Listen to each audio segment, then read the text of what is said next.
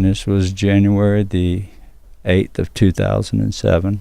I accepted a job my dad arranged to go oversee a home, big house on the ocean at Holden Beach, North Carolina.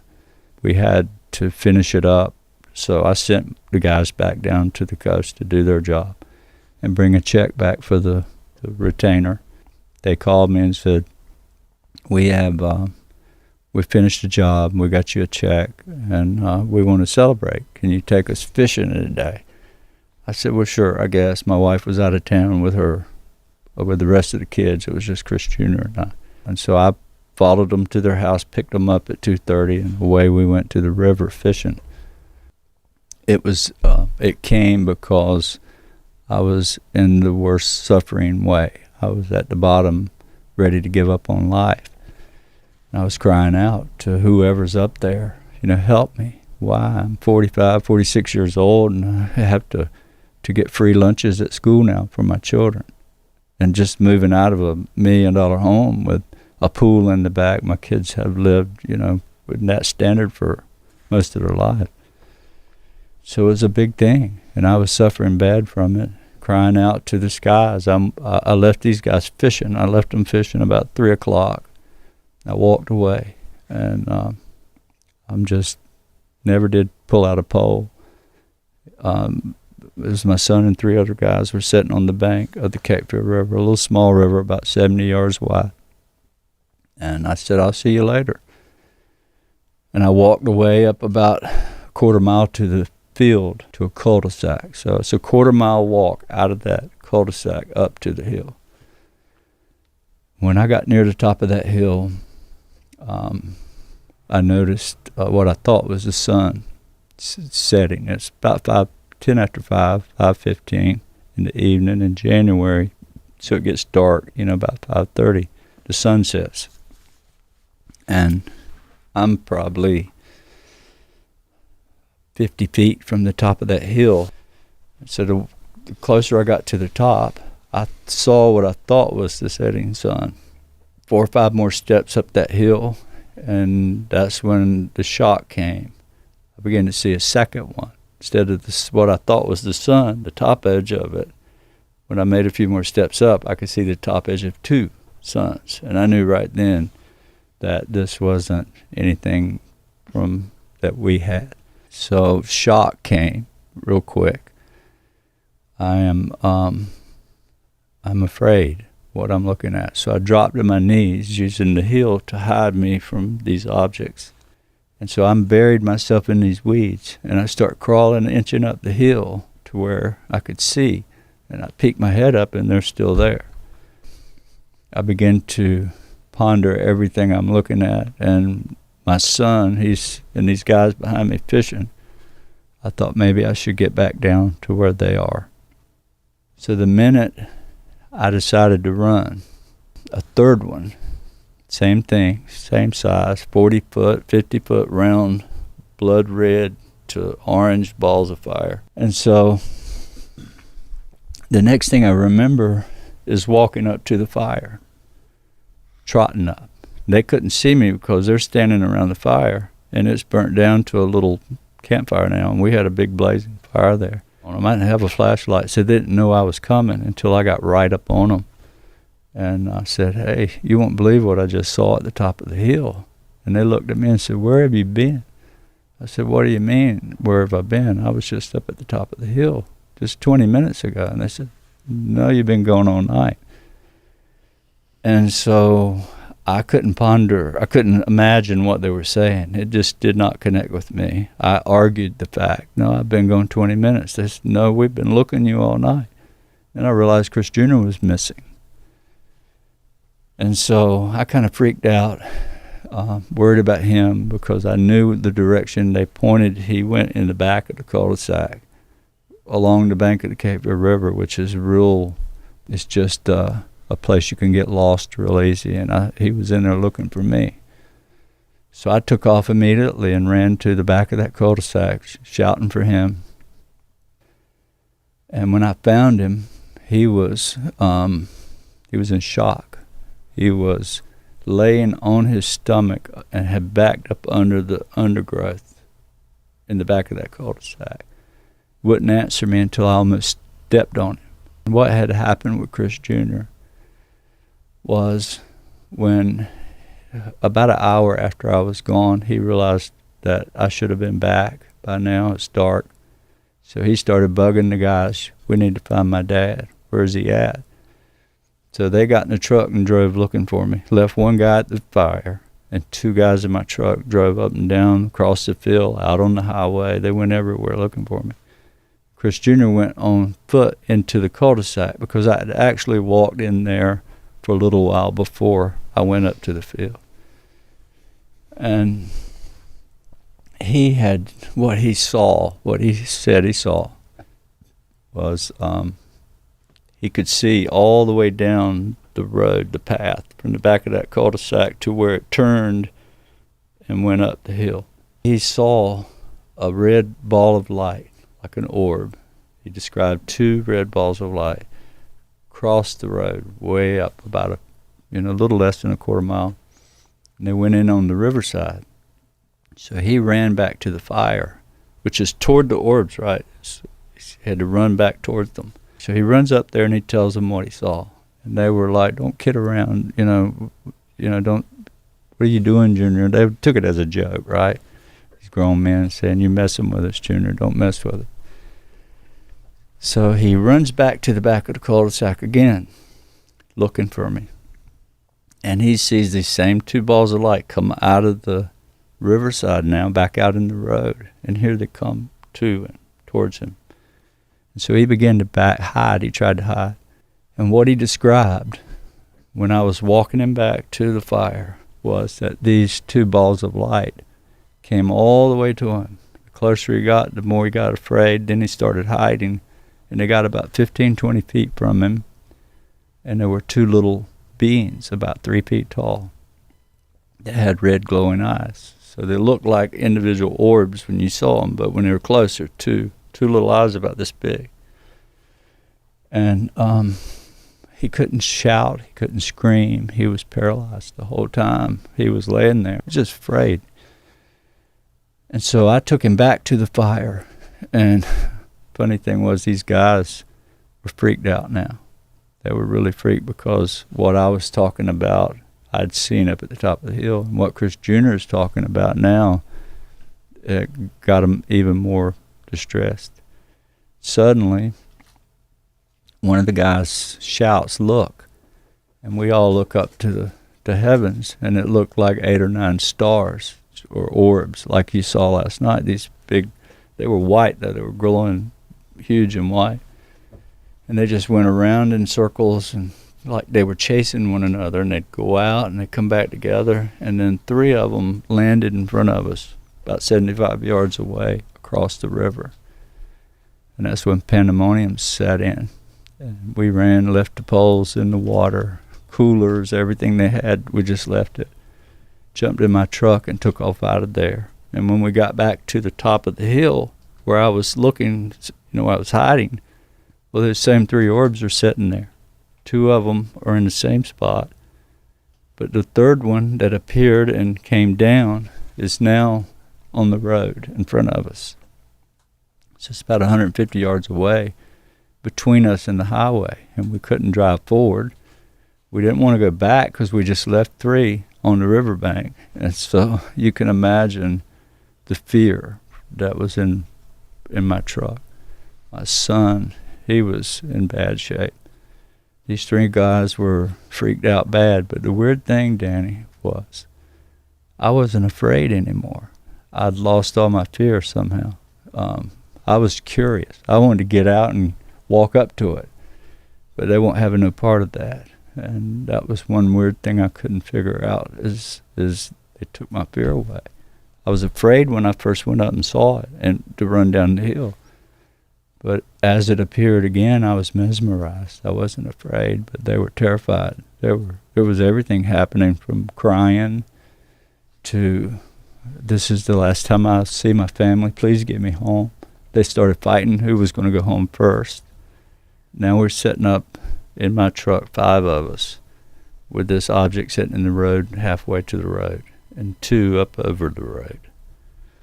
and suddenly we heard 3 gunshots. We don't know who was shooting. After the gunshots, this object in the road, it's not sitting on the road, it's hovering 5 feet off the road. It's about 40 to 50 foot long. It looks like an egg, or it looks like if you took a round ball, or let's say a raindrop, and you set it on the ground and it just kind of flattens out, kind of egg-shaped. The orbs are round in the sky, but when it's sitting on the ground, it looks like a football. And it just pivots. It don't turn, it don't lean, it just pivot straight at us, and here it comes down the road to us. So it goes right over our truck, about 50 feet above the truck. I could have shot it with a slingshot through the sunroof of my truck when it went over. And it pivots again to the north, and it blasts off like a gunshot at poof. I took off. Couldn't go fast enough for these guys. They were screaming, yelling. Halfway down that road to the first house we had to stop, 2.5 miles away. Halfway in there is this curve, this really sharp curve, dead man's curve. I grew up that curve. Everybody in our community knew about that curve. And it's so sharp. If you try to go around it more than 35, the car just bound up. You could feel it. It's on the edge of losing control. And the crazy thing is in 1982, 81, I was married to a different lady that died. She died in that curve. And I found her. Of all the weird things, I wasn't home. I was at the coast, and I came home and drove up on her after she'd turned the car over and wrecked. Killed her right there. So this orb, huge thing, was hovering right over where she got killed. And we had to drive up under it. And I tried to get out. I wanted to get out and look at it. And they won't have no part of it. So we had to move on. But what it did, the reason I brought this up, is what it did, it spoke to me in a way that I understood. And these images, it went right in my head. And I relived the whole thing that happened that night in 82. And it said, don't worry anymore. This is not your fault, because I had thought it was my fault, and I should have been there, but I wasn't. I was out of town hunting that day with my father, and so I'd carried that for all those years, this feeling of guilt, and it was removed that night, right away. And so we left there, never stopped.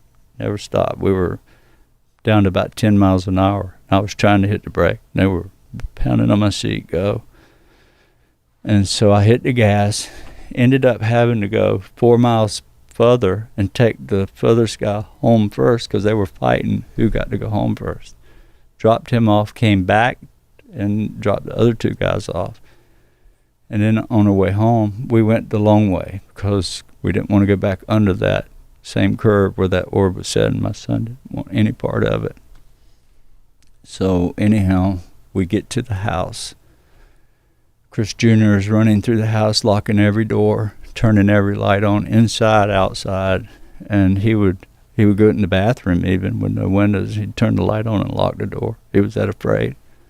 I was in my study trying to find anything on TV. We just knew we were being invaded, the whole world.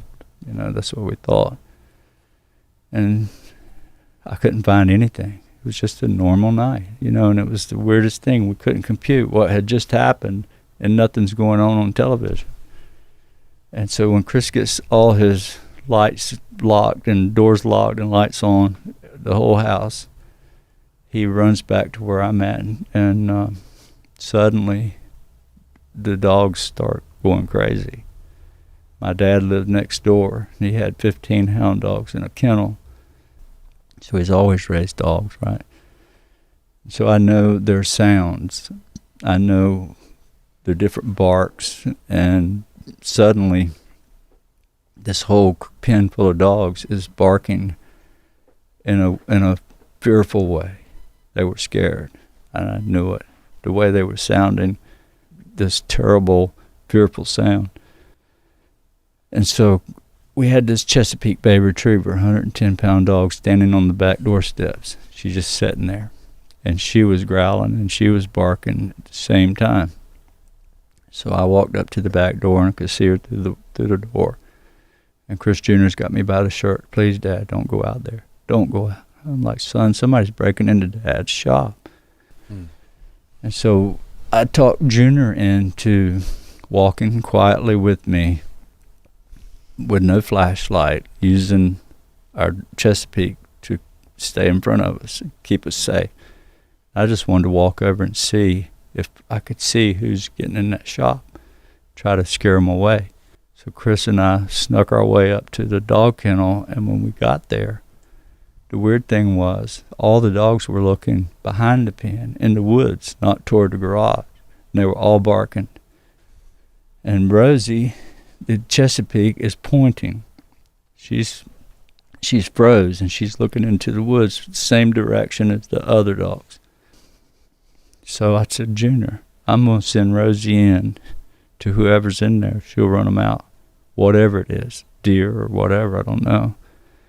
But we made a plan. We're going to send her in, and we were going to run back around to our property and see if she pushes something out across in front of us, just to see what it was. So I sent her in the woods. She took off, wide open, barking. And so Junior and I ran hard as we could. And I didn't know it, but he had all he could stand. He ran back to the house, opened the back door, and went in and locked the door. I didn't know that. I thought he was still behind me running. So I run up to this to this tree in a full run. So the minute I hit that tree, I turned around to see if Junior was coming behind me, and Junior wasn't there. But what was there, from me to you away, probably 4 foot, I could have leaned over and touched it with my hand. There was a being standing there, just like Junior described. It was that he saw in the river. It was 3.5 feet tall. It looked like a child, not like a gray alien you would think about. People talk about. It was a little glowing, color of the moon, soft glow. 3.5 foot, 4-year-old. Looked like a 4-year-old child. Head and face was a little different. Definitely weren't human. Eyes were glowing red. They looked mechanical. When you look at them, they look like the little markers on a transfer truck, the side markers. You see these little round lights along the side. They were about that size, 1.5 inches. It had this triangle on its chest, glowing. This thing was glowing, but it had a dark section that won't glow. It was in the shape of a triangle. And I knew I was in trouble the minute I saw it. And I said, "I surrender. I mean you no harm. I'm sorry. I'm not here to..." I surrendered to it. I just knew I was dead. And I heard this voice say, "You don't understand. We're not here to hurt you. We're here to help you." About that time, Rosie comes out of the woods. She's still coming. She's still tracking whatever it is. And it just vanished right in front of me, just disappeared. Instead of telling Chris Jr. what had just happened, I walked back up at the house, and he's standing in the back door looking for me. And I was scared to tell him anymore because he was in shock, right? I was a smoker back then. I had to have a cigarette. I just had to have one. I was just basically hyperventilating. I had to smoke. So I walked into my study. I have a couch with a sunroom, had windows all the way around, and my couch was backed up to these windows. So I put my knees on the couch, and I reach over the back. I start to raise the blind, and Junior's freaking out. "Don't open the blind, Daddy. Don't. Please don't." And when I raised it up about halfway, I was going to open the window and smoke and blow it out the window, right? But he had all the lights on around the house, and there was this being, a tall one. That's what I saw coming about 20 yards outside that window. And remember, all the floodlights were on, so I could see it perfectly. And how tall would you say it was? 7 foot. It freaked me out so bad that I shut the shutter down without telling Chris Jr. anything. I'm trying to protect him as a dad, right? So I pulled the blind down, grabbed him by the hand, ran out the front door, jumped in my truck, and we drove about 5 miles away to a big hayfield. Sat in the very middle of the hayfield until daylight the next morning, afraid. That was the beginning and the end of January the 8th of 2007. So that 7 foot being, how did that thing look? Was there any details you could see? Did it look like it was a real biological thing you could touch? It was a tall, 2-legged, 2-armed humanoid figure that looked more tan looking than gray, but it's similar to these gray aliens that you hear people talk about. You always said it had human eyes. Yeah, it was huge. It had human eyes. Sorta, yeah. Bigger, but it looked more human looking. But it was alien though. With a pupil and like an iris, or was it just all one? It wasn't all. It was one color? all one color. Oh, okay. But the way it looked at me, and yeah, it was a scary thing. So I haven't seen those since. But it was there. It was on my property. And usually I've heard stories that they kind of run together, these taller guys and these small ones, but I don't know. I have no clue. We've seen things like jump off of the table without being touched, like things moving on their own, seeing shadow figures being touched. Anything, like you would think it was a haunted house growing up, but that's, part of how we explain that this is all spiritual in nature, is because it can really manifest in any way that it wants to. And so the phenomenon is not limited to what people think of as aliens or UFOs. Where we were obviously seeing orbs every night as well, we were seeing things in the home that you would think of as like ghostly maybe. Yeah. But it was all the same stuff. When did the orb sightings start? Immediately after? Never quit. From 2007 that night, it just continued to this day. So from then on, you just started noticing things in the sky? It was in my face. It was, yeah. I mean, I write about it in the book. So many stories that we didn't write about. I wrote 140,000 words for this book, and we published 85 or 90,000. That's including the introduction. So there's a lot that we didn't include.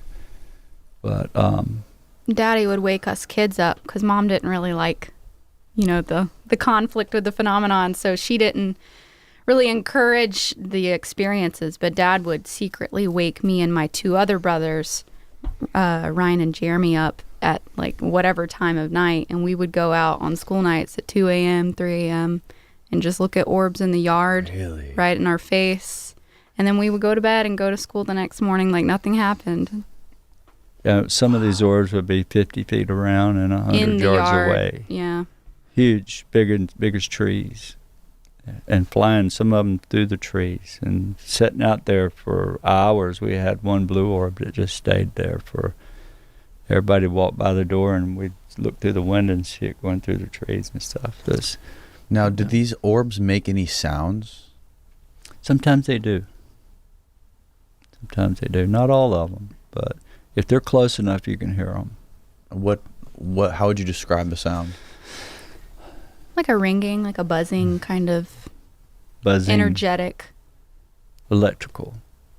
Sizzling. If you ever taken a light switch, and when you go to turn it on an old switch, especially, you hear a crackle sometimes when you go from on to off. That's a lot of what it sounds like, a crackling, sizzling sound. Is there a smell? No smell. No smell. No smell. And what about the colors? What is the color spectrum of them? What is the range of colors that you see? Nearly all of them. All of them can change colors. I don't think there's you hear people say, oh, there's a red one and it's mean, and there's a yellow one and there's an orange one, and there's these green ones will kill you. I've heard so many people talk about that. But it's from my experience, they're all the same.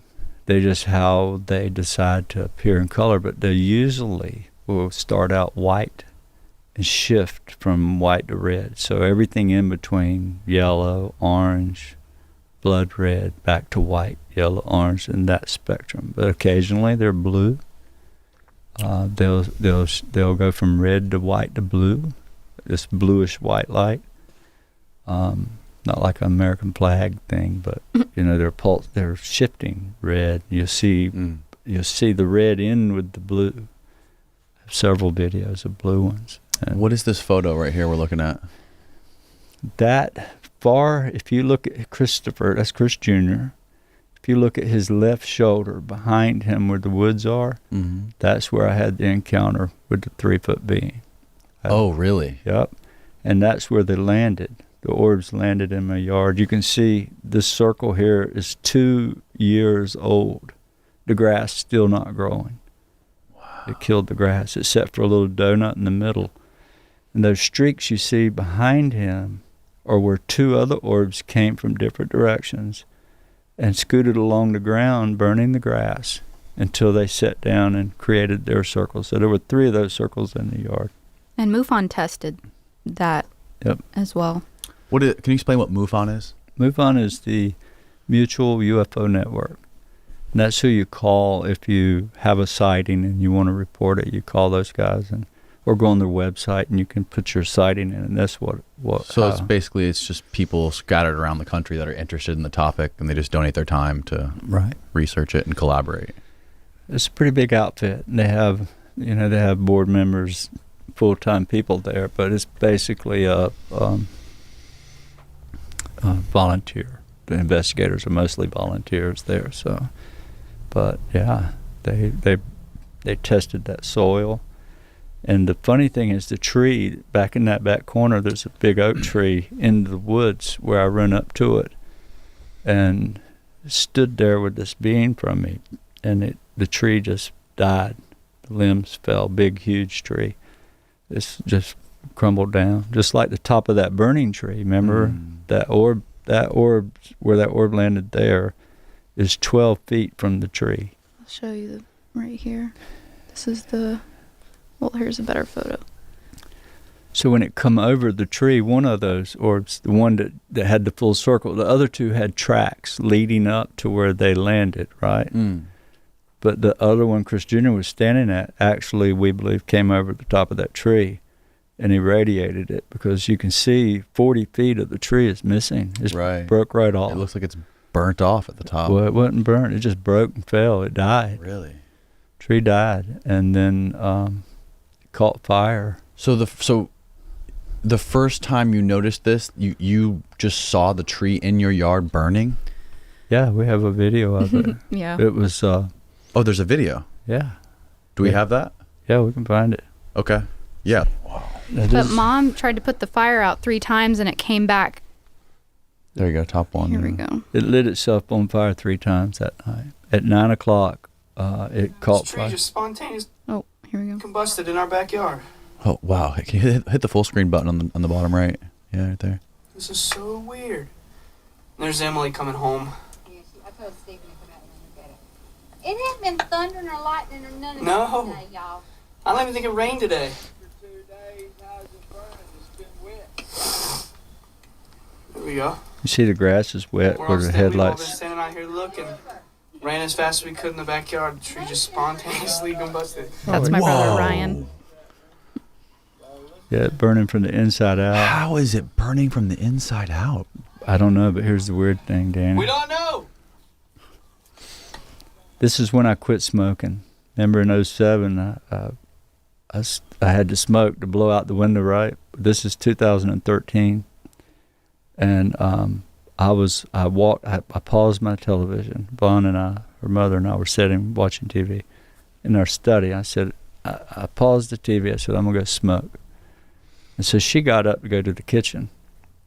I went out the back door, full glass door, and I was standing on the patio, lit up a cigarette, and I could see this tree is 75 yards from the house, back in the back of the property, in the middle of nowhere. And I saw sparks come from the ground and go up. It looked like the little bottle rockets you'd shoot off, the little tiny ones, Yeah. red sparkles. That's what it looked like. They came out and they went weird looking. So my wife is coming back down the hall, and she could see through the back door, see me on the patio, but she could see all the way to that tree. And she opened the door and said, "What's going on with that tree?" I said, "I don't know. I see it too." And suddenly it just erupted like somebody just poured gas on it. Poof, it just erupted into flames. And it was dead. Now look, this is after the fire. It came back. How long after the fire is this? That's the very next summer. The fire was in like October. This was the next like spring, summer. Spring, yeah. Wow. It had been completely dead. So the minute I hit that tree, I turned around to see if Junior was coming behind me, and Junior wasn't there. But what was there, from me to you away, probably 4 foot, I could have leaned over and touched it with my hand. A good thing I didn't. Somebody from NASA told me it would have killed you. It did. Could have. The energy from it. So there was a being standing there, just like Junior described. It was that he saw on the river. It was 3.5 feet tall. It looked like a child, not like a gray alien you would think about. People talk about. It was a little glowing, color of the moon, soft glow. 3.5 foot, 4-year-old, looked like a 4-year-old child. Head and face was a little different. Definitely weren't human. Eyes were glowing red. They looked mechanical. When you look at them, they look like the little markers on a transfer truck, the side markers. You see these little round lights along the side. They were about that size, 1.5 inches. It had this triangle on its chest, glowing. This thing was glowing, but it had a dark section that won't glow. It was in the shape of a triangle. And I knew I was in trouble. The minute I saw it, now it's all happened so quick. I ran against that tree and I stopped myself and I looked back and I'm like, oh my God, what do I do? So I got closer to the tree. I didn't want to get closer that way to turn around. So I backed my back against the tree and I'm facing this thing. And I said, I surrender. I mean you no harm. I'm sorry. I'm not here to, I surrendered to it. I just knew I was dead. And I heard this voice say, you don't understand. We're not here to hurt you. We're here to help you. About that time, Rosie comes out of the woods. She's still coming. She's still tracking whatever it is. And it just vanished right in front of me, just disappeared. Instead of telling Chris Jr. what had just happened, I walked back up at the house and he's standing in the back door looking for me. And I was scared to tell him any more because he was in shock, right? And that wasn't the end. I was a smoker back then. I had to have a cigarette. I just had to have one. I was just basically hyperventilating. I had to smoke. So I walked into my study. I have a couch with a sunroom, had windows all the way around, and my couch was backed up to these windows. So I put my knees on the couch and I reach over the back. I start to raise the blind, and Junior's freaking out. Don't open the blind, Daddy. Don't. Please don't. And when I raised it up about halfway, I was going to open the window and smoke and blow it out the window, right? But he had all the lights on around the house, and there was this thing, this being, a tall one. I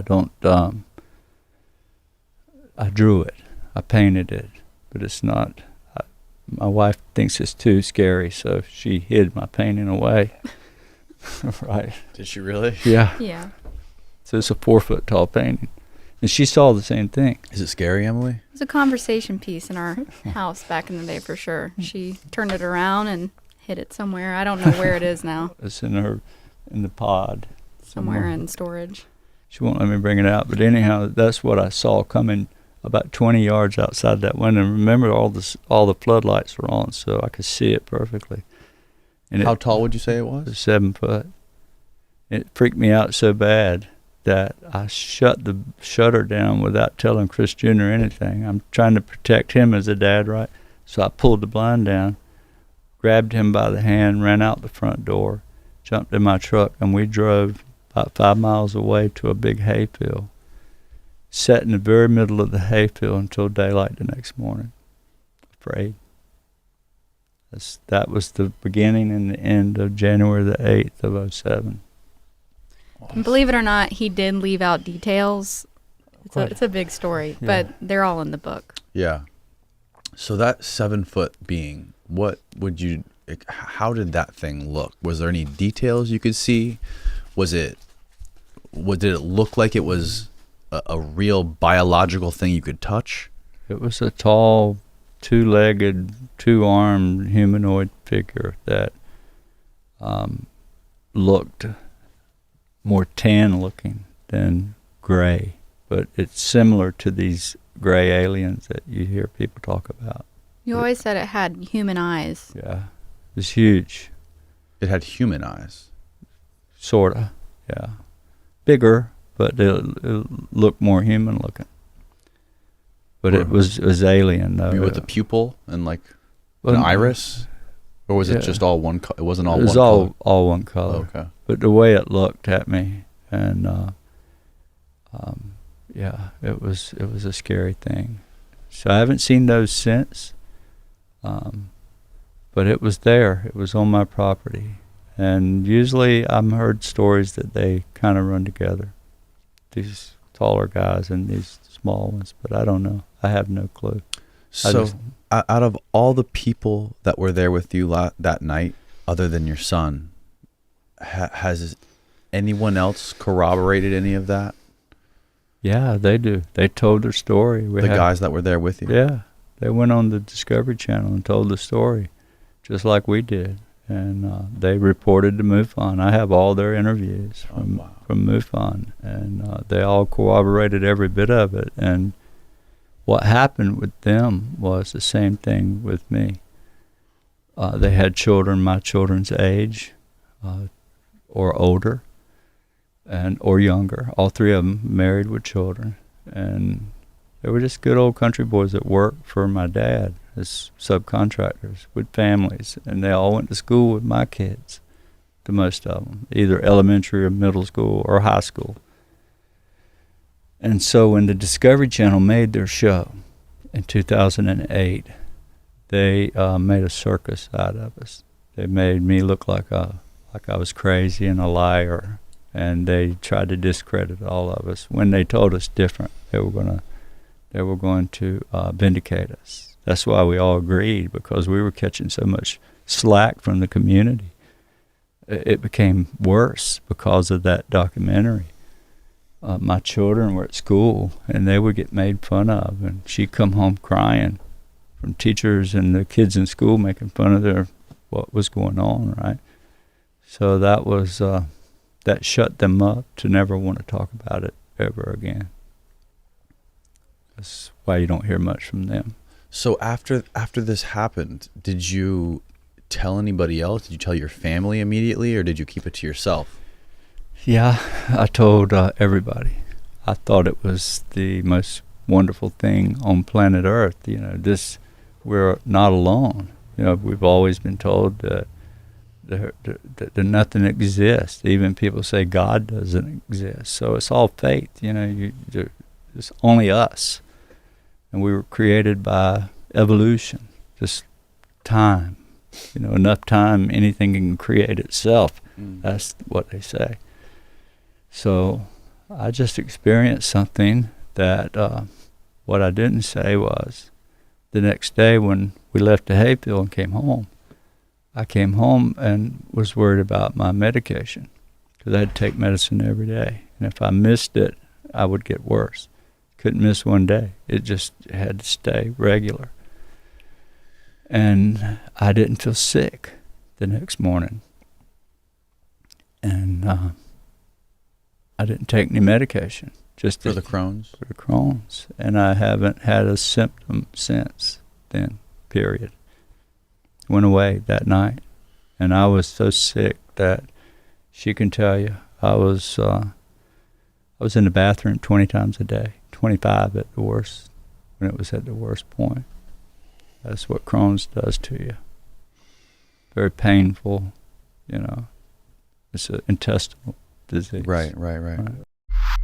So what is the connection, do you think? You talk a lot about in your book this sort of, which it got me wrapped up in this Ed Casey thing, with the healing power. What is the connection with this ability to heal? How real is that? And was Tim involved in any of that, with some of the stuff that he was doing with the medical research and the medical patents?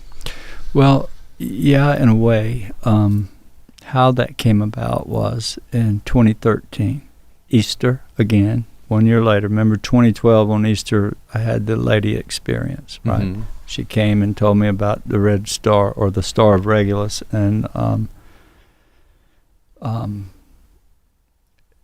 granted me the ability to record this stuff. She Right. did it. It came straight from her, 2012. Right. Well, 2013, she comes back.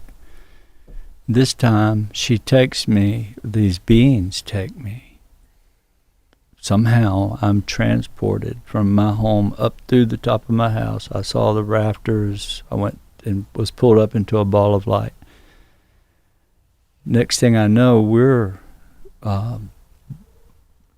touching down from this orb and walk out of it into this desert environment. Looked like Utah.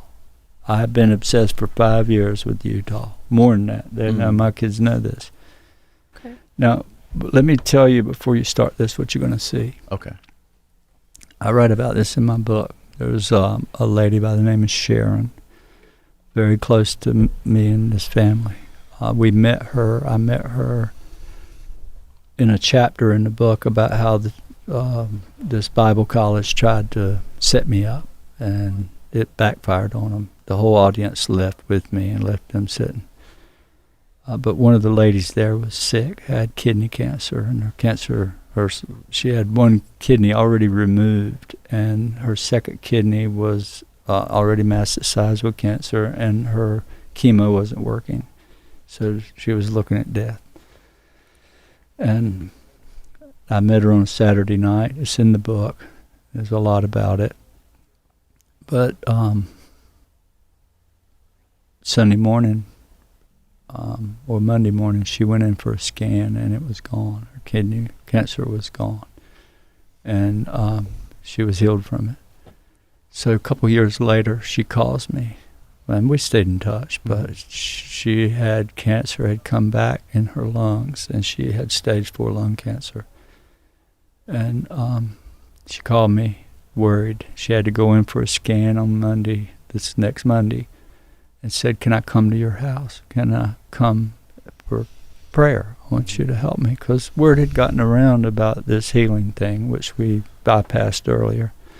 Oh, yeah, we need to go back. Yeah, so she shows up from 2 hours away on Friday evening or Saturday evening with her about half a dozen friends. There was about 5 or 6 of them in total, all ladies. I had 3 Native American friends. I was born in Robeson County, which is where the Tuscaroras are from North Carolina. The tribe is there. So wonderful people. I was raised with them all my life. And 3 of them actually called me and said, "Can we come by? We want to see the burning tree."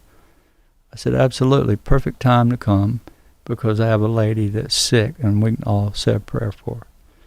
So they show up at my house, and Sharon is standing on my left, and her friend, one of them, standing on my right. I'm right between these 2 ladies, and everybody else is meandering around. There's about 8 or 10 people there, more. And you'll hear the natives standing at the burning tree singing their whatever they're singing. It's a chant.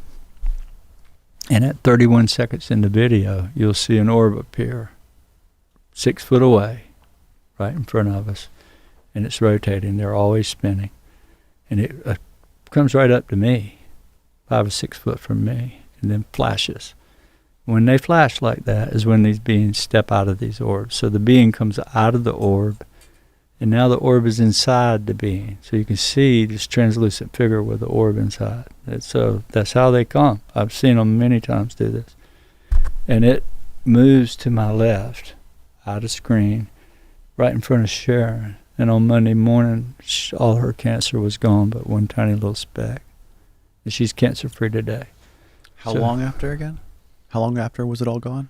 It was gone. All this masses in her lungs were gone, but one tiny little speck. How many days later? The weekend, that Monday morning. Wow. Yep. Okay. So you'll hear them singing here, and then watch at 31 seconds. It'll flash, but you have to stop it and play with it to see this 6 foot tall, 7 foot tall light being that comes out of that orb. And Okay. I'll try my best. Can't hear it. There we go.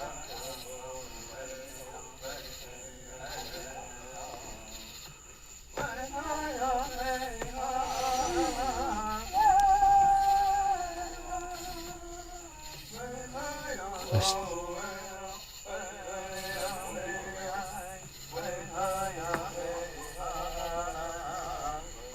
Right about here.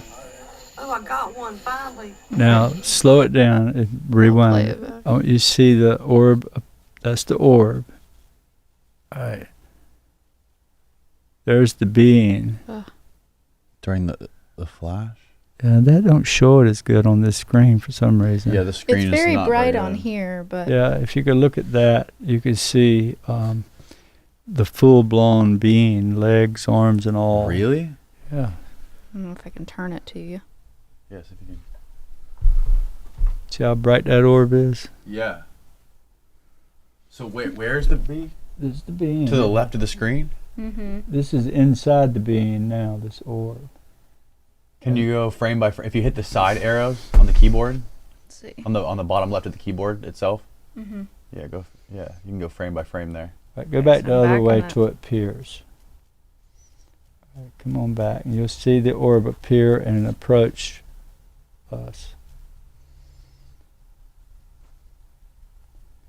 All right, now right here, the orb appears. I already backed up, so Yeah. I'll back up again to before. And it flashes, and So then we're before now. Okay. This is headed forward. Okay, now we're going forwards. Orb appears. Flash. There's one flash. yeah, It's like one frame. yeah, Mhm. Now it's gonna go away. So go back to that one. So during that one frame is when you're saying you see the being. yeah, Yes. yeah, it's but right That there. frame. right there is the being, and now the orb stays inside of the being, and you can see if you look at it on a good shot, a good camera Mhm. or a computer, you can see a translucent figure move, and the orb is with it. Yeah, right there we can only see like a sliver of something. Right. Mm. But you can see the difference on this computer. Right. Yeah, you can. Huh. But that was right. That was in 2014, I think. Remember, I couldn't share anything before 2012. Right. After 2012, I began to share it with everybody. But when 2013 comes along, the lady comes again. And she takes me to some desert place, which I perceive as Utah. I'm pretty sure it is. I've been obsessed with it. And I think she's going to come back. And I'll be able to film her there.